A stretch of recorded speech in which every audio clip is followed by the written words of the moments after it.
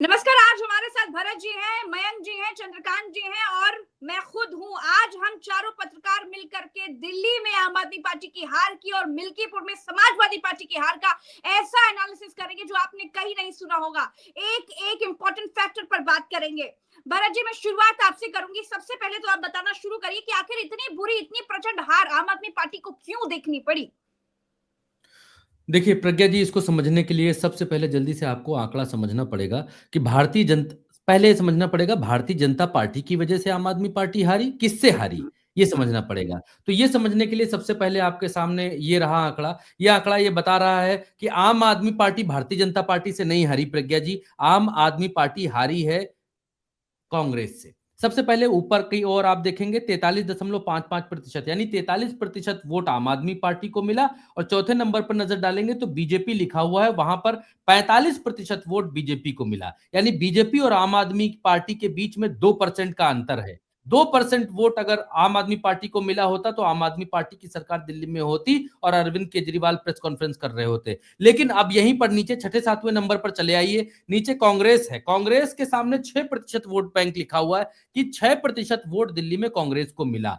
तो आम आदमी पार्टी को 43, बीजेपी को 45 और कांग्रेस को 6। अगर ये 6% वोट आप आम आदमी पार्टी में जोड़ दें तो आम आदमी पार्टी के वोट है 7, 8, 9, यानी 49% वोट हो जाते हैं और बीजेपी को 45% वोट हो जाते हैं। यानी बीजेपी पूरी तरीके से आउट हो जाती है सिनेरियो से, दिल्ली से। दिल्ली में बीजेपी खौफ भी नहीं देख पाती अगर आम आदमी पार्टी और कांग्रेस साथ में मिलकर चुनाव लड़ती। ये आंकड़ा ये बतलाता है, ये दिखलाता है। अब ये मोटा आंकड़ा है, इस आंकड़े को मैं अगर और सिंपल करके बताऊं, सिंपल करके समझाऊं ताकि दर्शकों को और अच्छे से समझ में आए कि हारी क्यों आम आदमी पार्टी, क्यों हार गई, क्या कारण रहा। भारतीय जनता पार्टी से नहीं कांग्रेस से कैसे हारी, बताइए भरत जी जरा। ऐसा क्यों कह रहे हैं आप? तो ऐसा इसलिए कह रहे हैं कि सबसे पहले आप अरविंद केजरीवाल जो कि मुखिया हैं आम आदमी पार्टी के, ये किससे हारे आप देखिए। नंबर 2 पर ऊपर है अरविंद केजरीवाल, ये हारे हैं प्रवेश साहिब सिंह से। और ये कितने वोटों से हारे हैं? ऊपर हारे में लिखा हुआ है 4089 वोटों से ये हारे हैं, 4089 वोटों से। और इनके सामने संदीप दीक्षित हैं इंडियन नेशनल कांग्रेस के, यानी कांग्रेस के, उनको वोट मिले हैं 4568 वोट। आप सबसे ऊपर देखेंगे मेरे सर के पास, ये देखिए जहां पर मेरी उंगली है, इस उंगली के पास आप देखेंगे 4568 वोट जो है वो कांग्रेस को मिले हैं। इस उंगली के पास आप देखेंगे यहां पर केजरीवाल है, केजरीवाल को वोट मिले हैं। आप ये देखेंगे कि केजरीवाल 4089 वोट से हारे हैं। तो आप देखिए कि कांग्रेस को वोट मिलते हैं 4568 और ये हारते हैं 4089 वोट से। यानी कांग्रेस का वोट अगर केजरीवाल के पास आता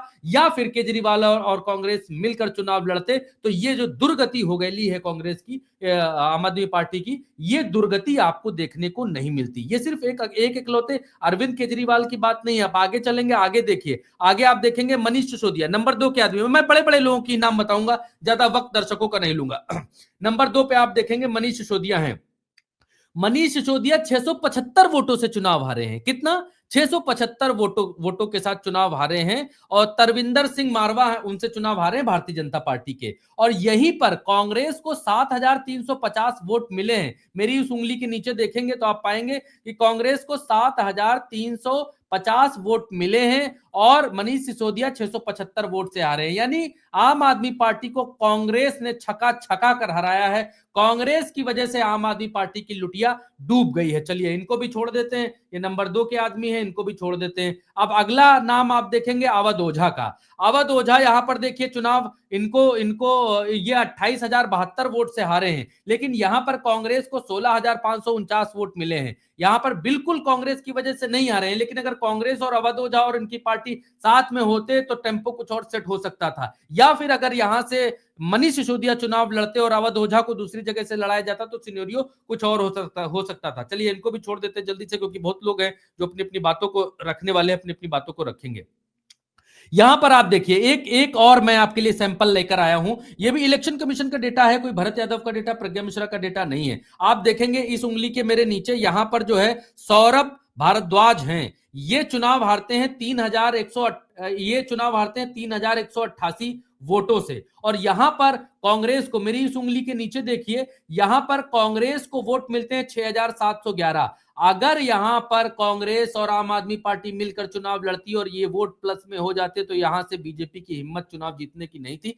3118, बहुत कम कम अंतरों से चुनाव में हार और जीत हुई है। और आम आदमी पार्टी की टॉप लीडरशिप बहुत कम कम अंतर से चुनाव हार गई है, लुढ़क गई है, चुनाव जीत नहीं पाई है। प्रज्ञा जी, ये इस बात को दिखलाता है, बतलाता है। आतिशी, ये आपके सामने चेहरा है, इकलौता चेहरा जो कि चुनाव जीती है टॉप लीडरशिप के अंदर। चलिए आतिशी को छोड़ देते हैं, चुनाव जीत गई है, कोई बात नहीं। लेकिन आप यहां पर देखेंगे, एक मिल्कीपुर का भी जिक्र मैं करना चाहूंगा जल्दी से, क्योंकि डेटा दिखाना आवश्यक है। मिल्कीपुर आप देखेंगे तो मिल्कीपुर में पाएंगे कि अजीत प्रसाद जो है उनको वोट मिले 84,687, यानी 61,710 वोटों से अजीत प्रसाद हारे हैं। और यहां पर चंद्रभान पासवान जो हैं उनको वोट 1,86,397, यानी प्रचंड आंधी तूफान भयंकर भयंकर चला है और 61,710 वोटों से यहां पर जीत हासिल की। बहुत ज्यादा कहा जा रहा था कि ये जो संतोष कुमार है ये अजीत प्रसाद के चेले, ये अजीत प्रसाद जी के पिताजी के चेले हैं और हरा सकते हैं, इनको हराने में मुख्य भूमिका रह सकती है, लेकिन वैसा नजर नहीं आया। मिल्कीपुर में 5,459 वोट ही यहां पर मिले। यह हार जीत के लिए डिसाइडिंग फैक्टर साबित नहीं होता है। तो मिल्कीपुर में आपने देखा शासन प्रशासन सत्ता का चुनाव, कई बार ये बात कही जा चुकी है, कई बार ये बात बताई जा चुकी है। अब मिल्कीपुर में अखिलेश यादव ने क्या कहा, आप वीडियो रोक कर देख सकते हैं। इसका पूरा मजमूम यह है कि अखिलेश यादव कहते हैं कि जिन अधिकारियों ने इसमें संलिप्तता की है उनको हम बख्शेंगे नहीं, हमारी सरकार जब आएगी तो वो भुगतने के लिए तैयार हो। आप वीडियो रोक कर देख सकते हैं कि इस वीडियो के अंदर इसमें क्या ट्वीट किया है। बहुत बहुत बहुत खफा है अखिलेश यादव, बहुत गुस्से में ये ट्वीट लिखा है। इस ट्वीट को आप पढ़ सकते हैं वीडियो को रोककर। अब अगले चरण में बढ़ेंगे, और क्योंकि बहुत सारे वक्ता हमारे साथ बैठे हुए अपनी अपनी बात कहने के लिए, दिल्ली का मुख्यमंत्री कौन हो सकता है, अब अगला प्रश्न ये है। और अगला प्रश्न ये है कि अब केजरीवाल का क्या होगा। तो मैं अपनी ही बारी में इस बात को भी रख देता हूं कि केजरीवाल के बारे में कहा जा रहा है वो पंजाब के मुख्यमंत्री बन सकते हैं और डिप्टी सीएम बन सकते हैं वहां के अभी जो मुख्यमंत्री हैं, ताकि केजरीवाल के हाथ में सत्ता रहे, पावर रहे, जिससे भारतीय जनता पार्टी उनकी पार्टी को तोड़ने ना पाए। जैसे महाराष्ट्र में